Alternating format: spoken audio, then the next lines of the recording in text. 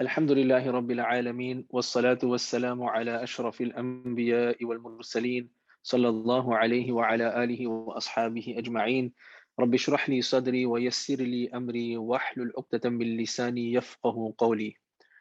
Respected viewer, we continue with the seventh hadith in the compilation of 40 ahadith selected by Imam Nawawi. Just a reminder that you can find the first 6 ahadith under the Quran Explorer YouTube channel on the 40 ahadith of Imam Nawawi playlist. This particular hadith talks about sincerity. عن أبي رقية تميم بن أوس الداري رضي الله عنه أن النبي صلى الله عليه وسلم قال: الدين النصيحة. قلنا: لمن؟ قال: لله ولكتابه ولرسوله ولأئمة المسلمين وعامتهم. رواه مسلم. This is a very famous hadith that is narrated by Abu Ruqayya Tamim bin Aus ad-Dari radiyallahu anhu, who said that the deen, the religion, is sincerity or good counsel. We asked, to whom? Rasulullah sallallahu alaihi wasallam replied, to Allah, His book, His messenger, and to the leaders of the Muslims and their common folk.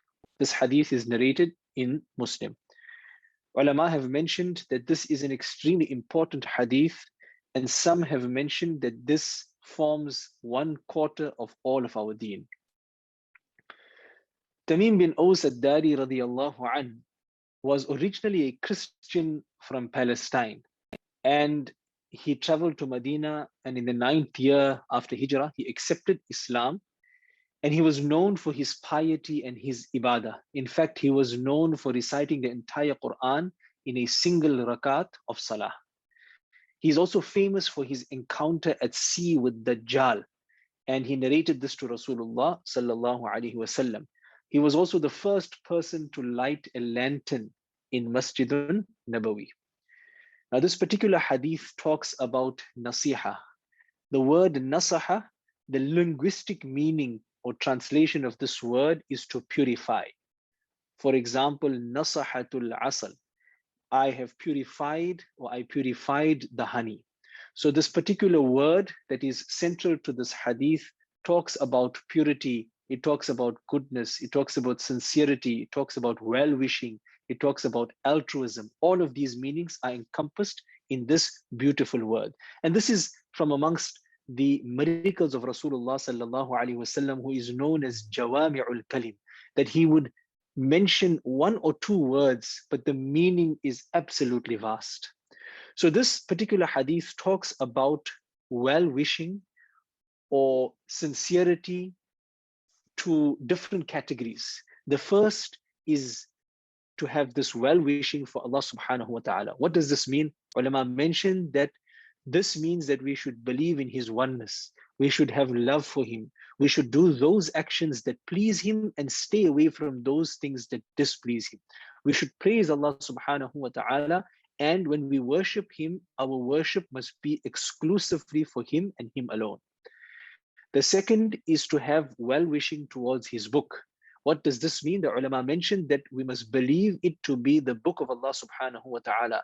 We should honor it. We should recite it correctly with tajweed. And this is an important point because many of us have learned to recite the Quran in our young age, or perhaps we may have only learned to recite it in our old age, but we have not perfected the recitation with correct tajweed. This is a fundamental aspect of Islam, and we should make this intention to try and learn to recite the Quran and Majeed with the correct tajweed. And we should also understand the translation and the deeper meanings, the commentaries, the tafseer of the Quran. Then this well-wishing should be to the messenger of Allah subhanahu wa ta'ala. What does this mean? We should believe in him as the final Nabi sallallahu alaihi wasallam. We should love him. We should respect him. We should follow his sunnah. Allah subhanahu wa ta'ala mentions that قُلْ إِن كُنْتُمْ تُحِبُّونَ اللَّهَ فَاتَّبِعُونِي, that if you really love Allah subhanahu wa ta'ala, then follow me, follow Rasulullah sallallahu alaihi wasallam. We should send abundant salawat upon Rasulullah sallallahu alaihi wasallam. Then we should have well-wishing towards the leaders of the believers, the leaders of the Muslimin. What does this mean? We should obey them. We should make dua for them. We should have love for them. We should respect them, have trust and confidence in them, and we should not rebel against them. Finally, well-wishing towards the common Muslim. What does this mean? This means that we should direct them and encourage them towards good and discourage them and protect them from disobeying Allah subhanahu wa ta'ala. We should make it a priority to teach them the correct deen. If they do something wrong, we should make sattari, we should conceal their faults.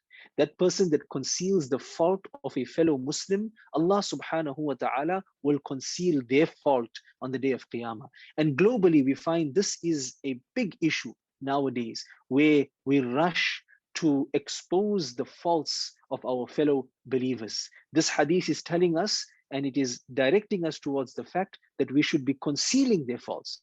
We should assist them. We should love them. So this is a summary. Of course, multiple volumes have been written on the commentary of this hadith, and we could go into lots of detail, but this is a summary with regards to having well-wishing to Allah subhanahu wa ta'ala, towards his book, to his messenger, towards the leaders, and towards the common Muslims. May Allah subhanahu wa ta'ala give us the ability to understand these ahadith, these blessed ahadith. May Allah subhanahu wa ta'ala give us the ability to practice them. May Allah subhanahu wa ta'ala give us the ability to memorize them and to live by them. Wa akhiru da'wana anil hamdulillahi rabbil alameen. Subhanallahi wa bihamdihi. Subhanakallahumma wa bihamdika nashhadu an la ilaha illa anta nastaghfiruka wa natubu ilayk.